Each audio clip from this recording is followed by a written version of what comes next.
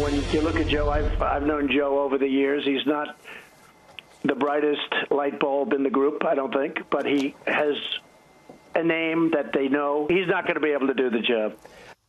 Well, President Trump welcomes the challenge from Joe Biden after the former vice president formally enters the 2020 race. But the question this morning is, can Biden compete in such a far left field of contenders? Here to debate it is GOP strategist Jen Kearns and Democratic strategist Antoine Sebright. Thank you both for joining us this morning. Good morning. Nice to have you here in person. Great to be here. So, Jen, I'll start with you. What do you think?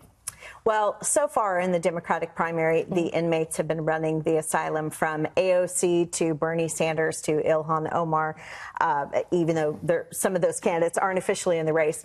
This is a welcome sign for the establishment in the Democratic Party. This means an adult is finally at the table in this race. And for Biden, it's actually good. He surges right to the front of the field as the front runner. If you look at his polling, according to 538 and Nate Silver, Joe Biden has been polling like a front runner, and he hasn't even been in the race. He declared, he's been polling about. We have another, 28%. Another poll though that does put him at this point, although it is incredibly early in the race, Antoine, ahead of President Trump as this hypothetical matchup if it was just Joe Biden versus President Trump. First of all, bless her heart. However, Jen, you are the prime example of why we're going to win in 2020, because you guys want to paint this picture as if the Democratic Party is only 3 or 4 names. Some of the voices that seem to get all the media attention from the right, but yet that's not a true reflection of our party. Our party is more pragmatic center-left than you think. In fact, the New York Times laid it out clearly when they surveyed people actually in our party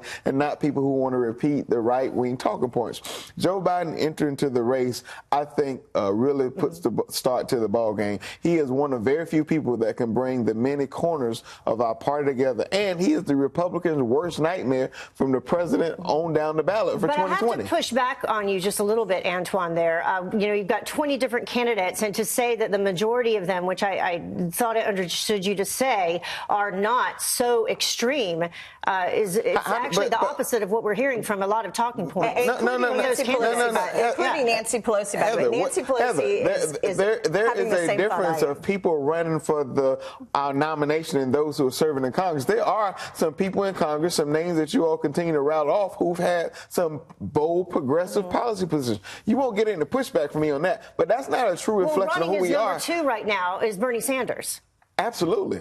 Right now. But Bernie Sanders has never stopped running for president. And every poll we have to this point, it's all about name ID. The rubber has yet to meet the road in this primary. You said it's very early. And what really matters are individual states where you have caucuses and primary, not national name ID polls, because guess what? None of the candidates have been defined to this point. That is true. Jen, I'll let you Well, Biden will have the advantage. He will have seasoned campaign staffers who will help him go to these caucus states and win these convention votes.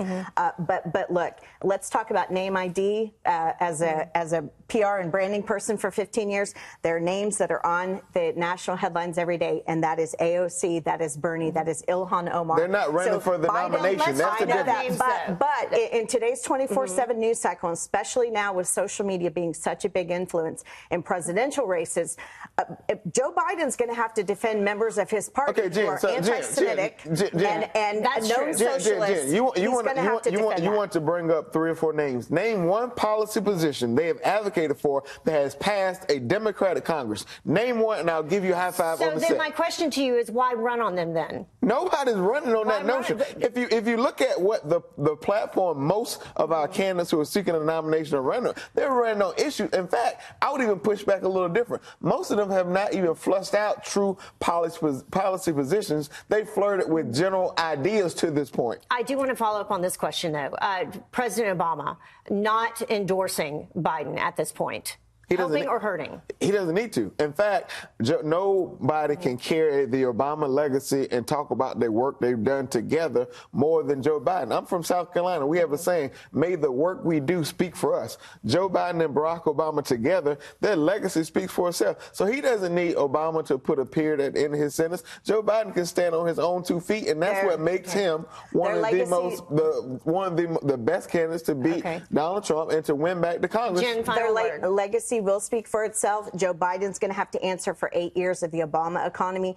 Going up against President Trump when every sector of the economy is booming, it's going to be a tough haul for Joe Biden. Thanks to Joe Biden and Barack Obama. The economy is doing well. Thanks to Joe Biden and Barack Obama, Trump's economy is doing well. Hillary Clinton's endorsement will be key in this race. Will she try to appeal to the Bernie younger voters, she won't endorse in the primary? Well, I'll tell you someone who did not endorse the foundation that was created following the death of the young woman, Heather Heyer, in Charlottesville, Virginia.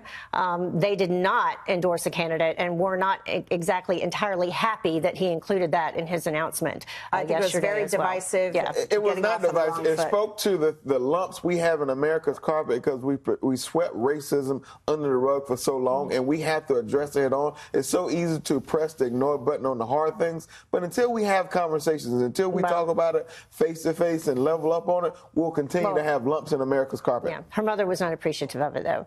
All right, thank you both for joining us. Thank you so much.